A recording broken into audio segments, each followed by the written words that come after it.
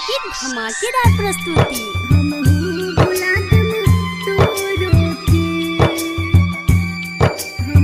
DJ Ramkrishna Kumar चौपन, mobile number 725787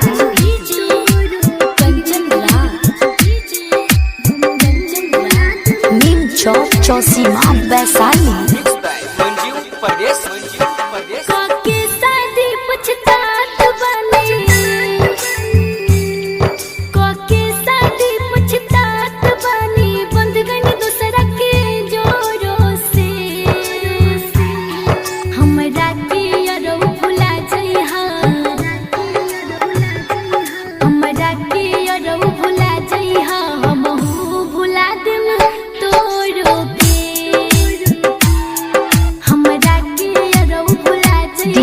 Ramakrishna Kumar चौपन, mobile number 725787 DJ Ramkrishna Kumar चौपन, मोबाइल नंबर 725787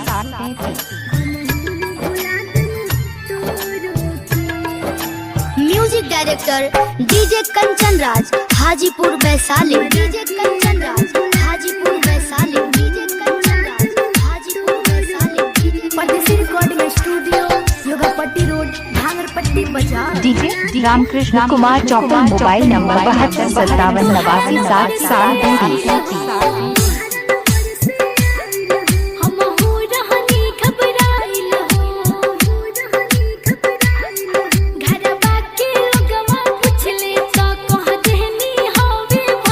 कटवा सा गाँव चौक, स्टूडियो कटवा सा गाँव चौक,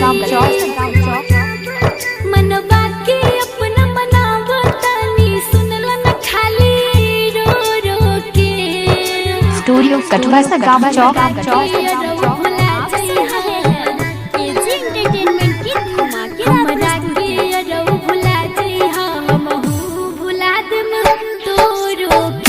स्टूडियो कटवा सा गाँव चौक,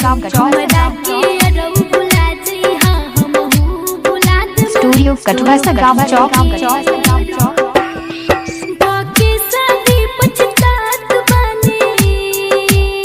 स्टूडियो कटवा सा गाँव चौक।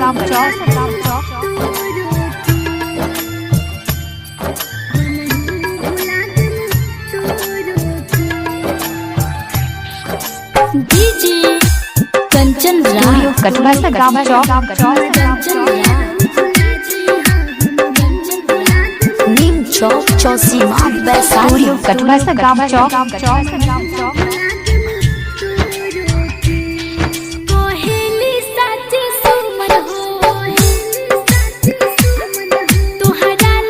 डीजे रामकृष्ण कुमार चौपन, मोबाइल नंबर 725787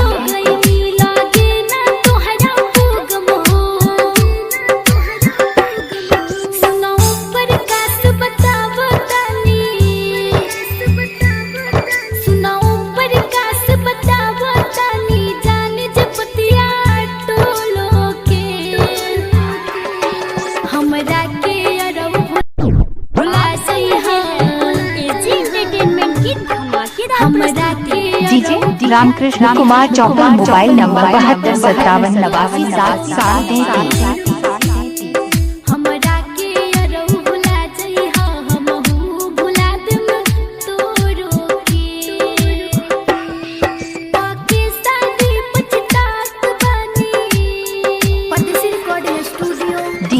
रामकृष्ण कुमार चौपन, मोबाइल नंबर 725787